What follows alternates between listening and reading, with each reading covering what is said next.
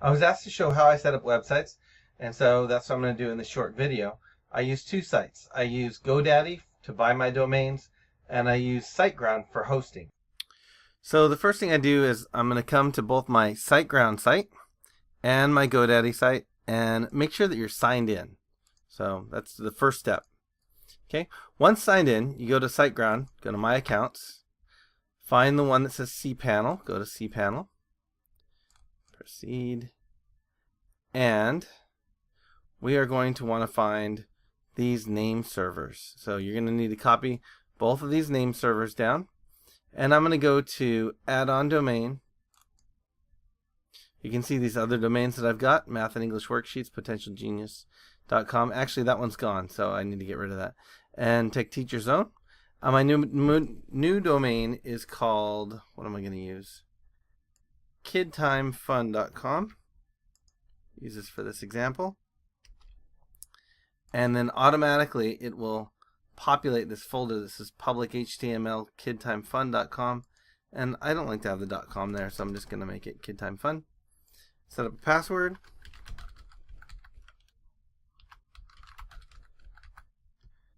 And add domain. Okay, so now what that means is when I go to my cPanel to File Manager, and I should see a folder that shows me, let's see up on KidTimeFun. There it is, KidTimeFun. So in this folder here is where all of the website pages are going to go. So this is where everything's going to be hosted for KidTimeFun.com. Now, I need to come back here to cPanel, and this is where I need these name server addresses. So I'm going to come to Product, go to DNS, and my GoDaddy site. Come on down. I'm going to change these name servers over Custom, and I'm going to change them to GoDaddy. So here's the I'm going to change them to SiteGround. So here's the first one. Control C to copy it.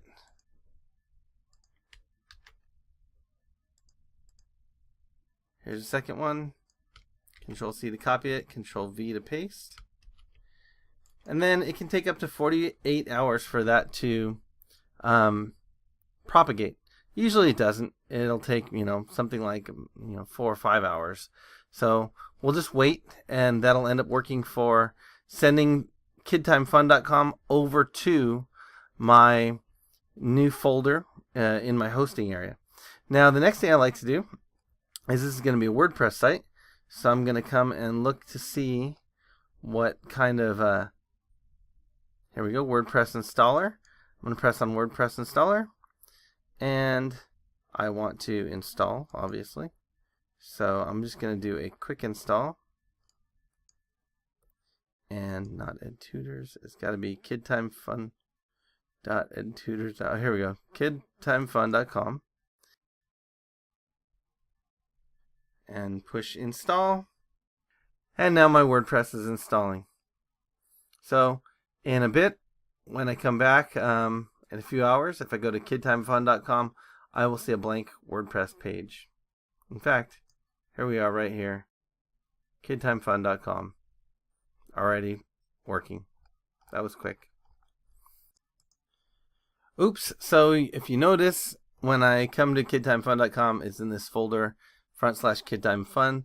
I actually don't want that, so I'm going to come over here to back to my cPanel, and I'm going to go to this area that says WordPress Toolkit, and I'm going to go to Manage, and I'm going to move my installation, and I'm going to move it to just KidTimeFun, and I don't have a folder here, and it says successfully moved.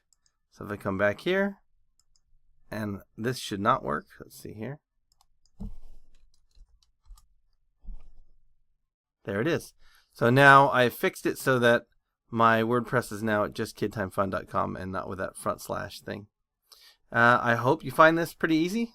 This is how I usually start the setup of my websites, and from there I will go to my accounts here, and as you can see, it says KidTimeFun.com, go to admin Okay, I put in my username and password, and then I can start working on the template and whatever else I want in my site.